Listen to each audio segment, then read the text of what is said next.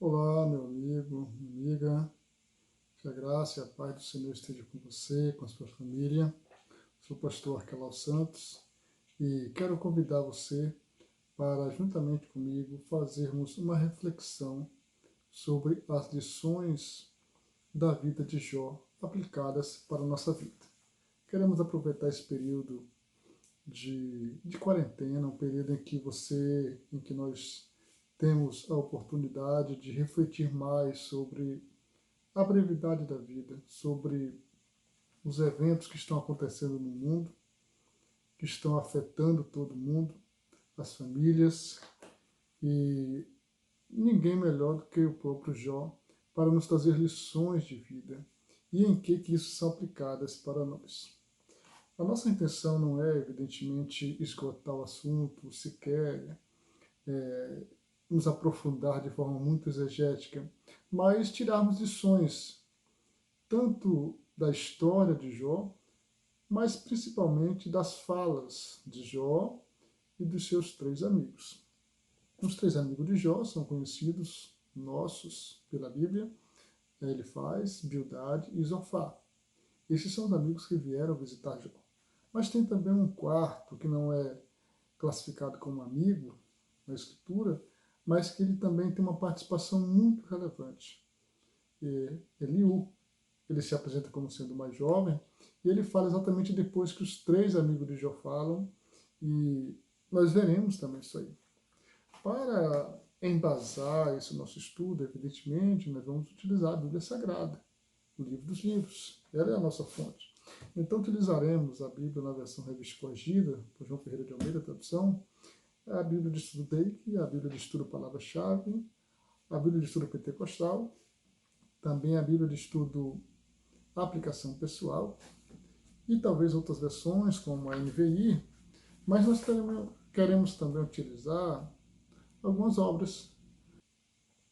E nós queremos, nesse primeiro momento, fazer uma leitura bíblica, uma reflexão bíblica, só que, inicialmente, no livro de Tiago, na Epístola Universal de Tiago, capítulo 5, versículo 11, quero convidar você para ler ou acompanhar. Escreve assim o apóstolo: Eis que temos por bem-aventurados os que sofreram. Ouvistes qual foi a paciência de Jó, e vistes o fim que o Senhor lhe deu, porque o Senhor é muito misericordioso e piedoso.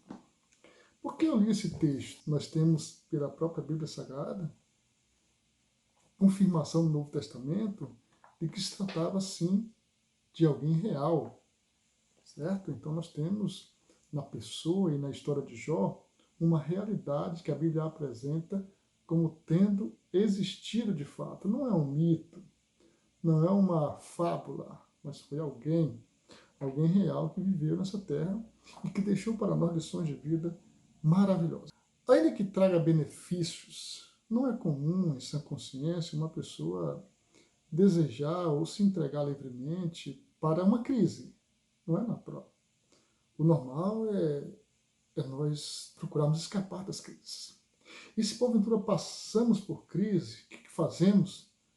Nós queremos saber por quê. Na verdade, deveríamos perguntar para que passamos por isso, ou estamos passando por isso. Nós perguntamos por quê. Isso, de certa forma, é o nosso senso de justiça que nos impulsiona a querer saber por que está acontecendo isso.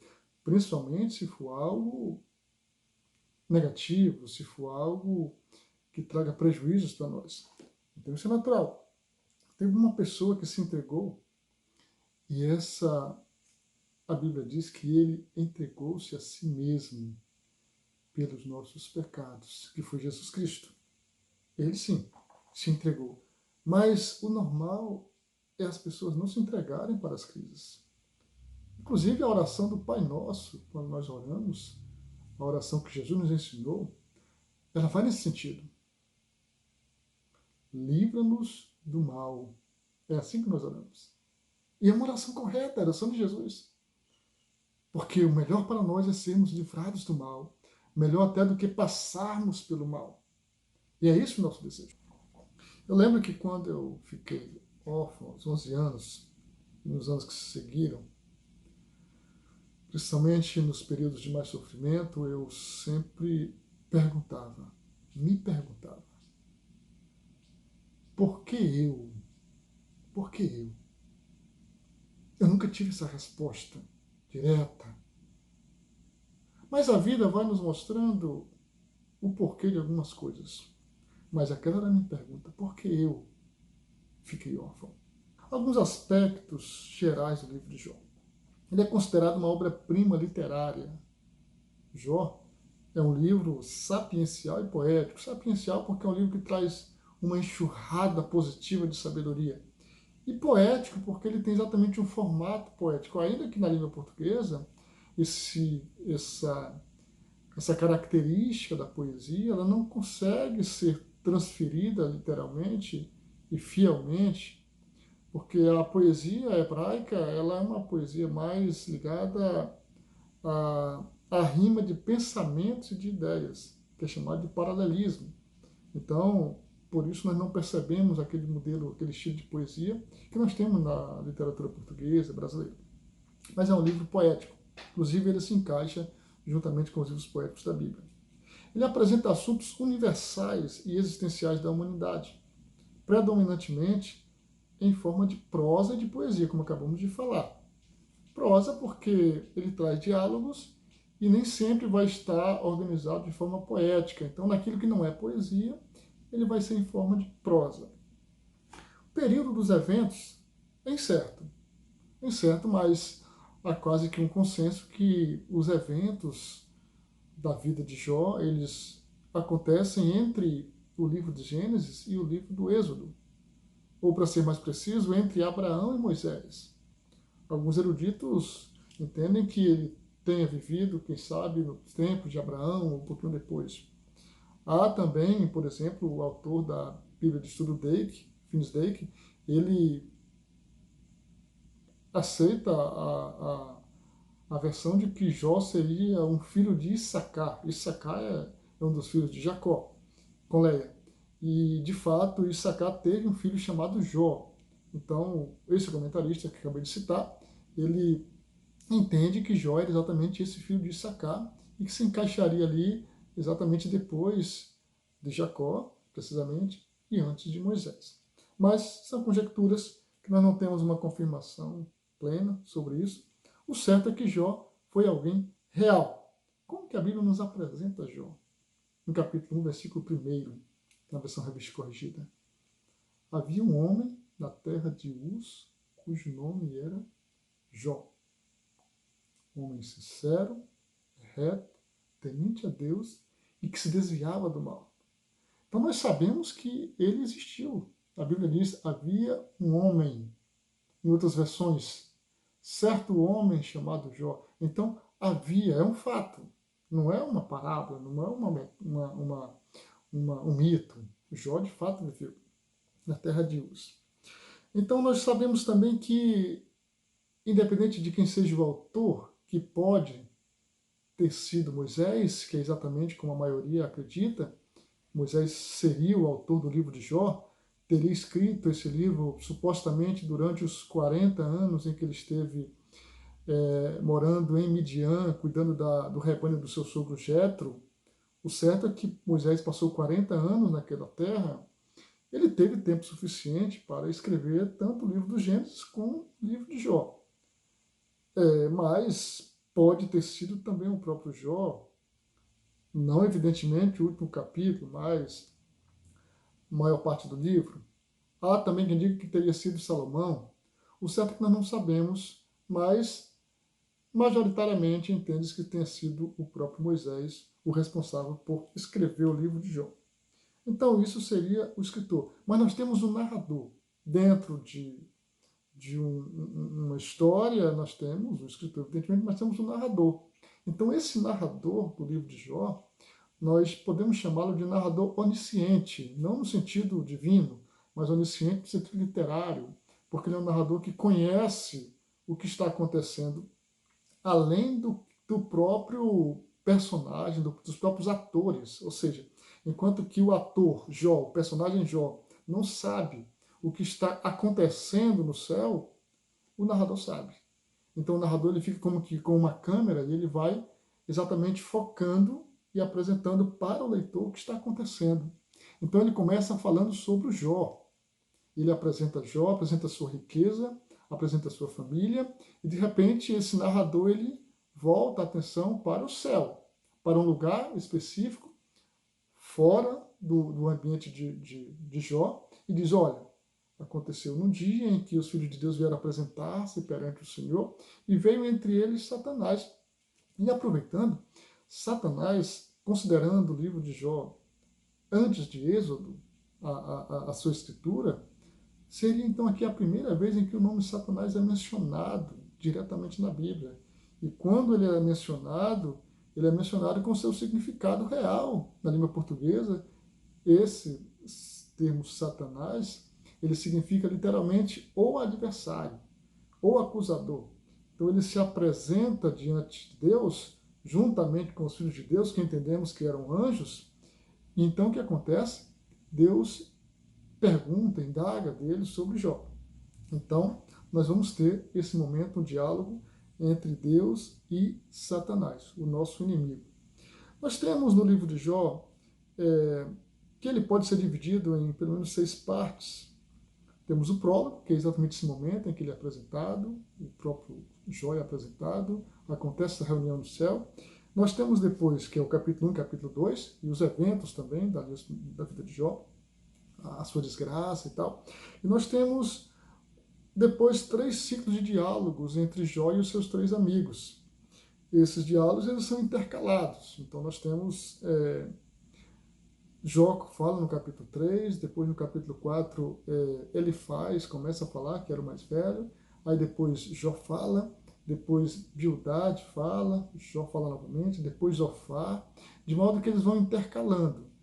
E isso até o capítulo 31, do capítulo 3 ao capítulo 31. Nós temos depois 4 monólogos de Eliú. Eliú, ele não é dos 3 amigos de Jó, mas ele estava junto. Ele se apresenta como sendo mais jovem. Então, quando os amigos cessam de falar, aí ele fala. E ele vai falar a partir do capítulo 32. Nós vamos ver depois com calma, mas ele tem uma longa fala. Ele utiliza pelo menos 5 capítulos do livro de Jó na sua fala. Depois nós temos a fala do próprio Deus, do capítulo 38 ao capítulo 41. E nós temos uma parte do capítulo 42, 6 versículos, a humilhação de Jó diante de Deus. Na verdade, ele não pergunta mais nada, mas ele reconhece a sua pequenez, mais ainda além do que ele já vinha reconhecendo. E o finalzinho do capítulo do livro, o capítulo 42, versículos 7 a 17, que é exatamente o epílogo, que é o final, o fechamento do livro de Jó. Algumas particularidades do livro de Jó.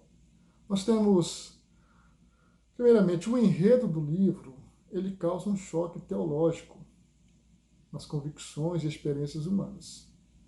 Ele foge do que as pessoas comumente achavam. Uma certa vez, quando Jesus estava andando com seus discípulos e havia um homem enfermo, e eles perguntaram para Jesus: Senhor, quem foi que pecou? Foi ele ou foi seus pais para que ele tivesse nascido dessa forma? Então a gente vê que mesmo no tempo de Jesus ainda predominava esse entendimento de que se alguém estava sofrendo é porque essa pessoa estava em pecado. Se alguém estava sofrendo alguma desgraça, ela estava pagando alguma coisa. Isso predomina ainda hoje também, até em algumas religiões, né? Mas vejamos, o livro ele registra pensamentos de homens comuns, contendo acusações e contra-acusações entre os amigos de Jó e o próprio Jó. Eles acusam Jó, Jó se defende, eles retrucam e assim vai a maior parte do livro. Mas cada discussão dessa, cada acusação, inclusive, nós temos uma fonte de sabedoria ali. Daí nós temos uma incógnita. Ou seja, quando o livro trata de pensamentos de homens comuns, ele trata de um problema grave. Ele trata exatamente de 2 graves problemas: o mal e o sofrimento humano. Eles tratam sobre isso.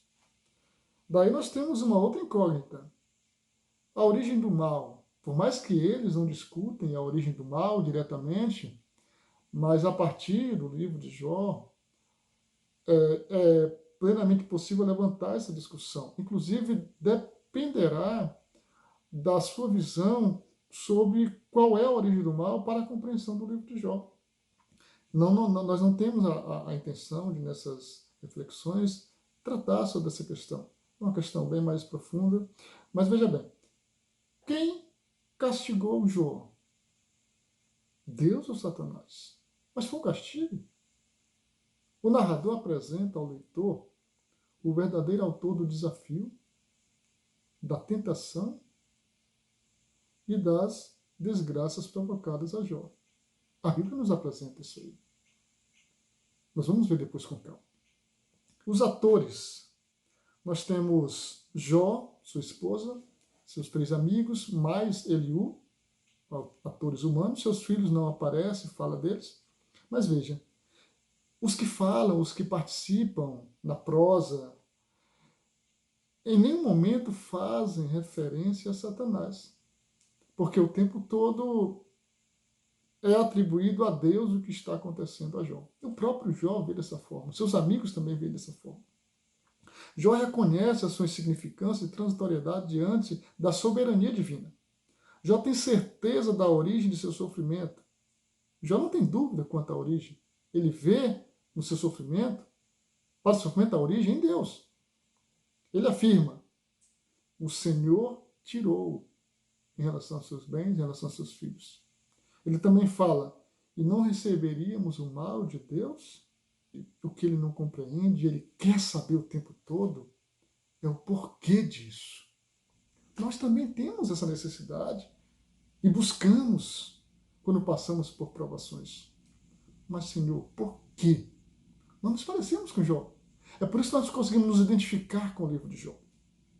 Vejamos, até mesmo em suas queixas, geralmente em forma de interrogações, Jó exalta a grandeza e soberania de Deus. Mesmo quando Jó faz indagações até, diríamos, mal criadas para Deus, mas ainda assim ele reconhece a grandeza de Deus e a sua pequenez. Sobre os amigos de Jó. Mas eles eram amigos verdadeiros. Sim, eles eram amigos. Eles vieram como uma companhia apropriada para Jó, é tanto que o nível de conversa deles é um nível que se equivale. Então eles eram amigos de fato. Diz a Bíblia que eles souberam da desgraça em que Jó caíra e eles vieram de uma terra muito distante, do Oriente.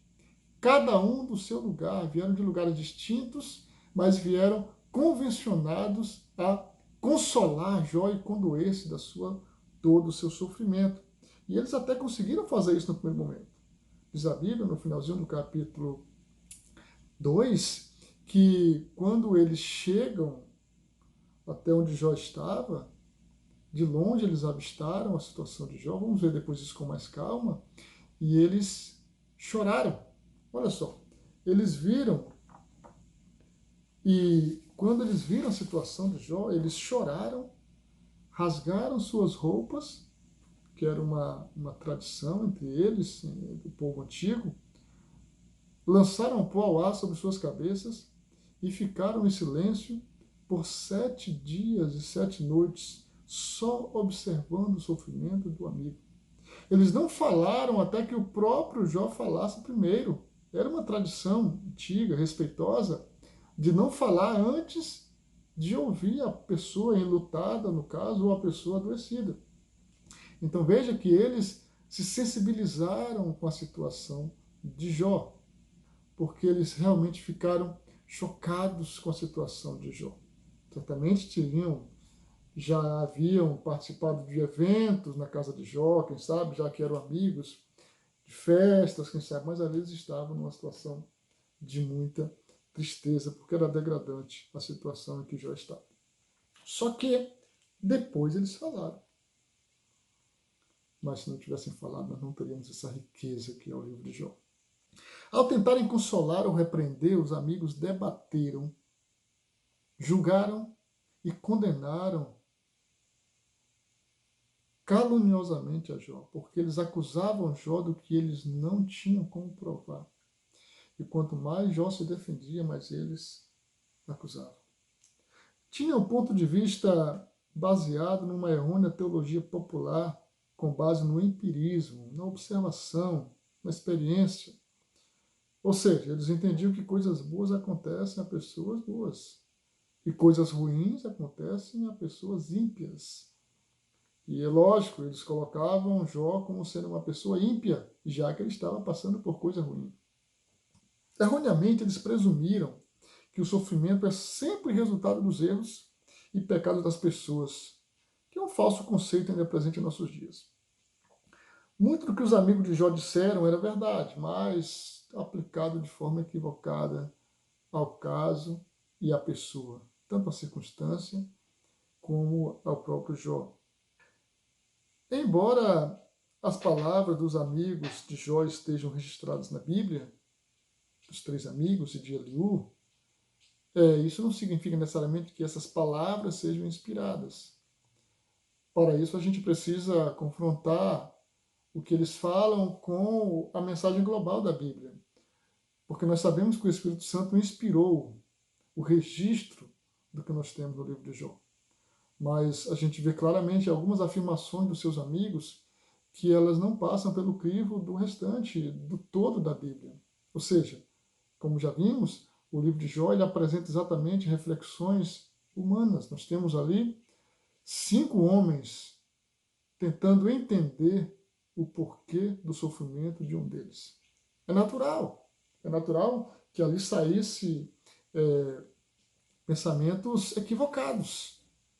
Tanto que nós vamos ver que ao final, no capítulo 38, Deus brada. Quando Deus fala, ele se cala. O próprio Jó se cala. E nós vemos como que fica Jó no capítulo 42, como que ele se apresenta diante de Deus depois que Deus fala. Porque quando Deus fala, tudo o demais tem que realmente se calar. Então veja, nós temos nessa apresentação, nessa reflexão inicial, o seguinte ainda sobre o livro de Jó, citando aqui Charles Swindoll, ele fala que Martinho Lutero referiu-se certa vez ao livro de Jó com 2 palavras, magnífico e sublime. É isso que nós temos nesse livro, na história de Jó. Victor Hugo, um poeta francês muito famoso, ele concluiu que Jó pode ser considerado talvez como a maior obra-prima da mente humana. Da mente humana porque foi uma pessoa que escreveu, ainda que inspirada por Deus. E ainda Eugene Peterson, que é um teólogo contemporâneo, ele afirma que Jó é igualmente importante para nós por ter indagado diligentemente e protestado ousadamente contra o seu sofrimento. Ele de fato subiu ao alto com suas perguntas. Não é o sofrimento que nos preocupa, que nos incomoda, mas é exatamente o sofrimento injusto. Nosso senso de justiça ele é acionado quando vemos o sofrimento injusto. E foi essa situação em que Jó se encontrou quando ele foi atingido. Jó era um homem de piedade genuína e incomparável. Nós não podemos negar. Um homem de merecida prosperidade, um homem íntegro. O próprio Deus dá testemunho de Jó. Só que, de repente, tudo vai à falência. Tudo desmorona. É o que vamos ver nos próximos vídeos. Nós queremos, finalizando já essa primeira reflexão, o que o livro de Jó nos traz nesse primeiro momento? Porque as perguntas de Jó são as nossas perguntas. Será que você não tem se perguntado nos últimos dias, nos últimos meses, já que se arrasta por mais de meses, por que estamos passando por isso? Por que o mundo está passando por essa pandemia? Esse vírus invisível que tem afetado, que tem matado, que tem trazido tristeza para tantos lares. Nesse domingo mesmo eu tomei conhecimento do falecimento de 2 pessoas, 2 irmãos, conhecidos, irmãos em Cristo, que me deixaram bastante chocados. Os eventos me deixaram chocados. E é difícil, nesses últimos dias, uma família que não tenha já sofrido uma perda. Se não aqui na nossa cidade, nosso estado, mas Brasil afora e mundo afora. E as pessoas perguntam, nós perguntamos, por quê? E quando nós perguntamos por quê, nós estamos fazendo exatamente a reflexão teológica. Por que isso? Por que esse mal? E aonde iremos? Que Deus lhe abençoe, guarde você e sua família. Um forte abraço.